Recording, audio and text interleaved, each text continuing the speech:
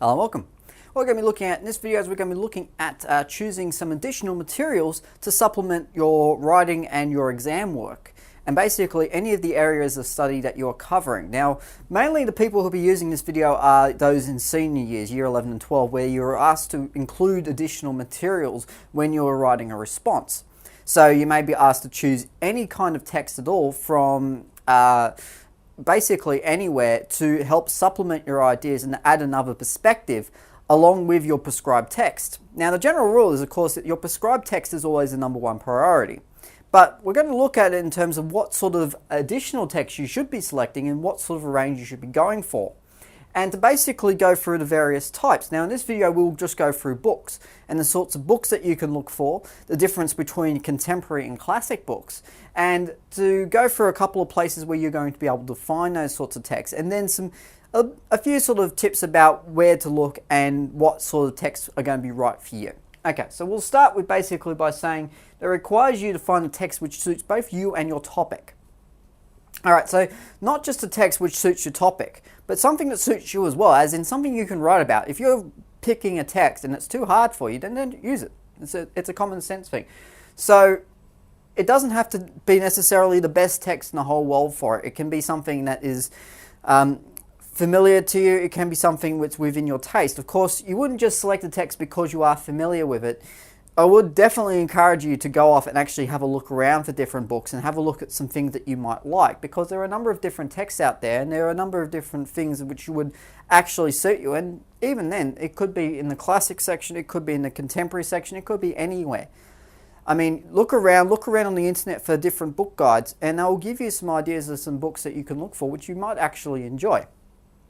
Now, I can relate to a lot of students who say I don't really like reading books, and that's mainly because of the fact that, yes, not many people do really like reading books. But if you're one of those people, you can still find a book that's right for you. It doesn't necessarily mean, if you hate 99% of books, that means there's 1% of books out there that you will like, and if you look hard enough, you will find them. It's not about choosing, as I said, which book is your favorite. And you shouldn't rely on one you've already read or one you've already used in the past.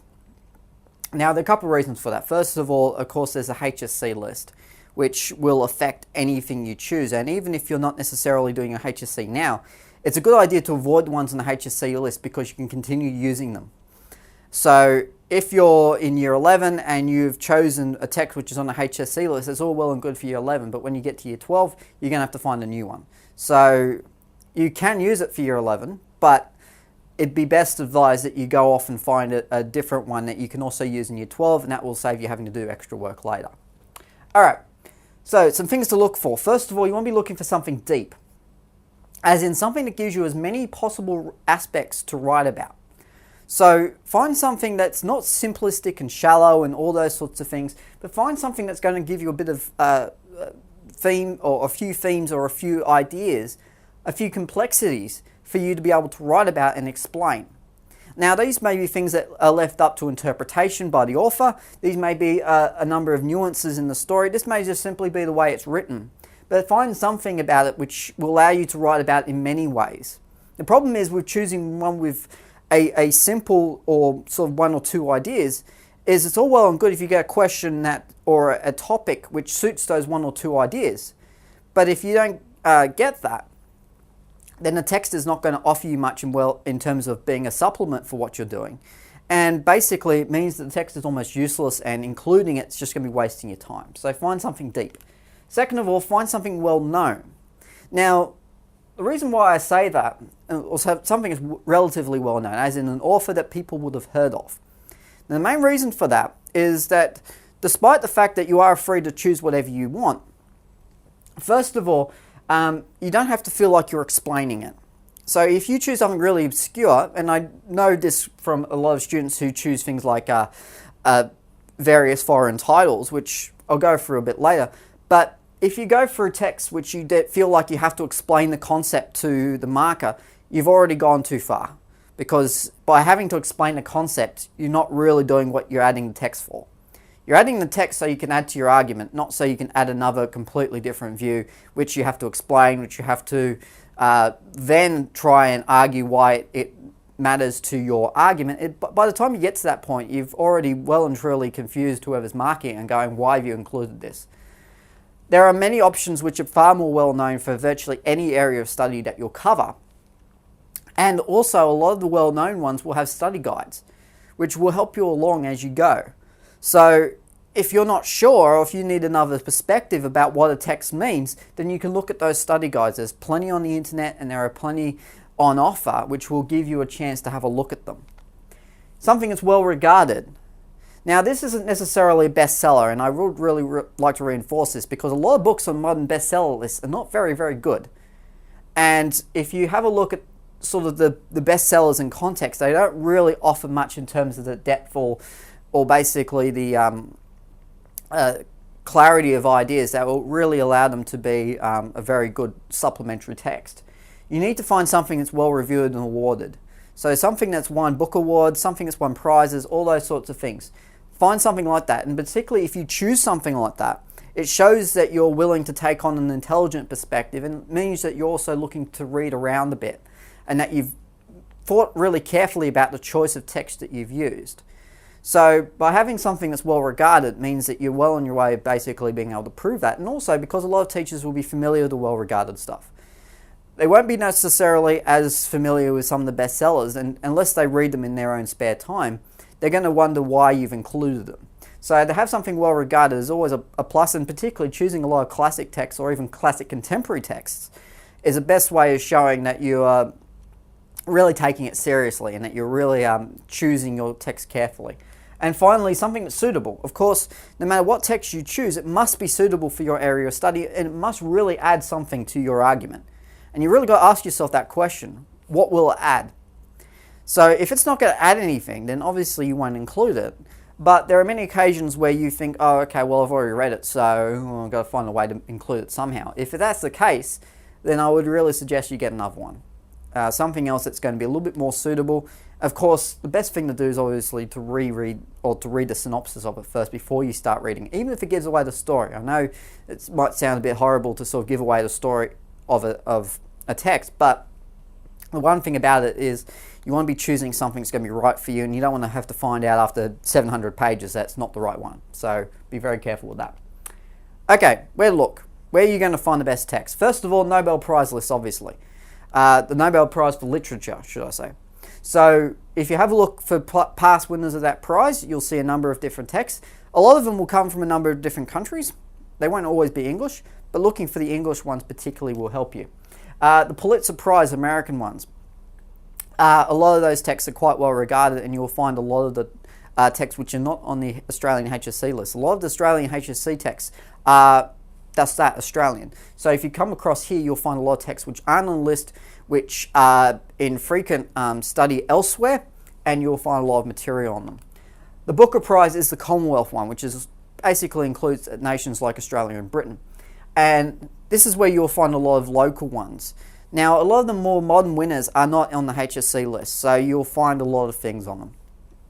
The next one is a site called Modern Library. Now, Modern Library is an organization which has a number of different lists available, which actually give you a lot of different classic texts and a lot of also modern texts, which are quite good.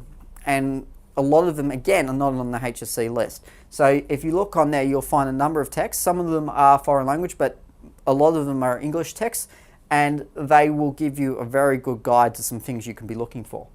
thegreatestbooks.org as well, very, very similar in that regard. And finally, just Google. I mean, if you type best books of all time into Google, you will find things. It's where I look, and it's often you'll find a lot of different things.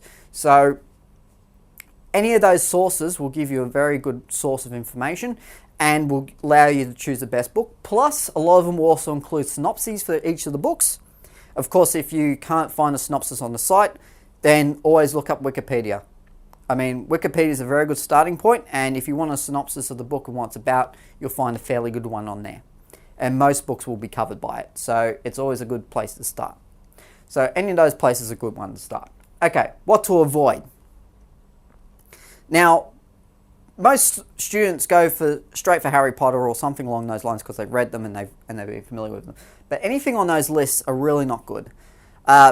Particularly I know it might sound horrible for me to say, oh my God, Harry Potter is a terrible book for English studies, but it is, because teachers groan and they've seen them 1,000 times. You want your work to stand out, you're going to choose something different.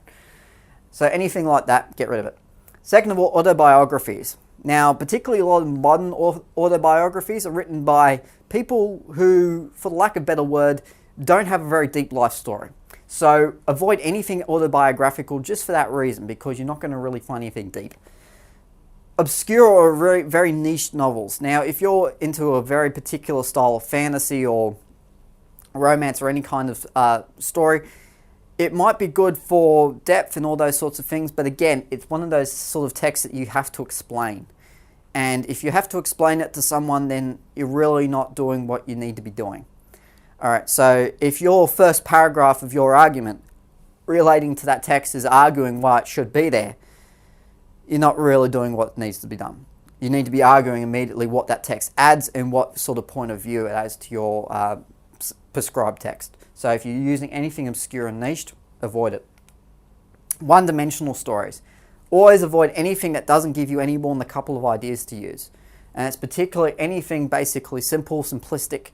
I mean, find something that's a little bit difficult. I mean, not something too difficult, but find something difficult enough. So it gives you lots of things that challenges you, and you feel even somewhat overwhelmed at times when you're reading it.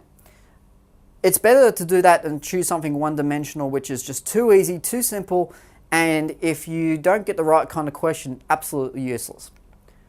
Okay. Now, one of the things that you can choose between are contemporary books and classic books. Now, there are advantages and disadvantages to each one, and I'll just go through them very, very quickly. First of all, contemporary gives you something which is more relevant to today's world and much easier to grasp. So if you look for something within the last sort of 50 years or so, you'll find a lot of issues and a lot of ideas which are probably very familiar to you. And something that probably more fits in with the texts and obviously the areas of study you're covering now. A lot of the areas of study that you're covering are going to look for you to basically talk about them in the modern society, how we look at them today. And so contemporary ones are already somewhat there. So if you use those, it gives you a very good starting point. Of course, the disadvantages of contemporary ones is that particularly a lot of the very modern ones won't have a lot of materials available for them. And so if you want another perspective, or if you want a study guide, it's going to be very difficult to find one. Now, unless it's on a school list elsewhere, most websites or most books won't give you any sort of extra material for them. So you'll be hard-pressed finding anything that's going to help you along. Of course, you can look on various sort of fan sites and critique sites, but again, you wouldn't find that information all that trustworthy. So it's very, very difficult to find something. However, there are some that are out there which are not on the HSC list, which are perfect and still have study materials available for them, particularly ones on past HSC lists. Now, your classics. Basically, books are well known, easy to find. Some of them are even free. So if you look around, and if you have a look on ones which are out of copyright, which is basically anything over 75 years old, you basically got them for free. You can download them on any site, and you can read them on your computer, or you can even print them out. And much easier to get a hold of. So they are difficult. They're difficult in terms of perspectives, and that's one of the main disadvantages. Is that it's hard to really relate to modern ideas. Obviously, some of those particularly classic ones will have things which will have ideas which will sort of permeate through. They will continue on today, and particularly if you look at Shakespeare, for instance, the reason we still cover it, apart from the fact that English is very much grounded in tradition, is that there are a number of ideas in it which are still relevant, which are still things that we can relate to, which are still things which affect us in a modern society. So, but a lot of these texts will have things which are very difficult to bring across, and particularly if you're looking at specific references to things at a time, where you need to be a bit of a historian, it is a disadvantage. And you will have to do research if you use something classic. You will have to learn a bit about the period and the time. It's not just a case of reading it and hoping for the best. You really got to clue yourself up. Of course, again, there are various websites which will tell you completely about the period in which it was written and will give you a lot of ideas. Of course, if in doubt, find something period. So if you're reading a story from the 1920s, find some other stories from the 1920s which might help that. Or find some documentaries on the 1920s to just give you a bit of a background to what life was like, what sorts of things happened, and will give you a really good background onto what happened at that particular time and will really help you. Of course, that will be for any text that you've studied from a particular era. Okay, so those are two sorts of areas you can go into. Of course, you need to think about basically the reasons why. And first of all, when I say the reasons why, you need to think about reasons why you've chosen it. And checking out a summary of the Wikipedia, or sorry, a book or a wiki page will basically tell you whether or not your text is suitable. Now, having a look at it to start with, as I said, you may spoil the plot to start with, but the thing is, it will save you time, particularly if it's not the right kind of text. And it will also give you an idea of whether or not you'll actually like it.